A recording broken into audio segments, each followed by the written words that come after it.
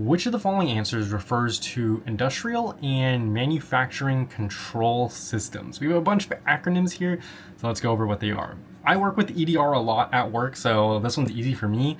It's endpoint detection response. Basically, it's a program or software, whatever have you, and you can have this on clients' computers, and it monitors and analyzes endpoint activity to detect and respond to threats. It can quarantine files, it can delete files, all that kind of stuff.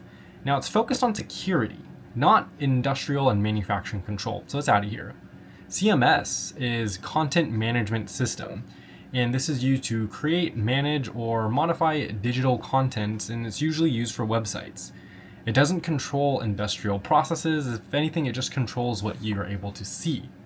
And then we have MDM, another small one. MDM is mobile device management, real small if anything, because it goes on your phone.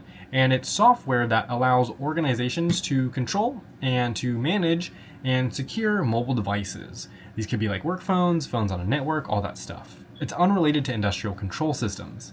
So SCADA, it's the long one, it's Supervisory Control and Data Acquisition. This one is going to be our answer.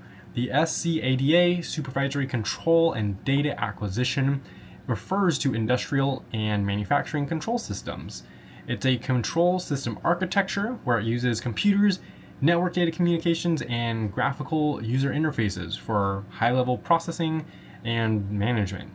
It's widely used in industrial and manufacturing environments, and it controls and monitors equipment. So SCADA, I don't know how you'd memorize that, but it's Supervisory Control and Data Acquisition and refers to industrial and manufacturing control system.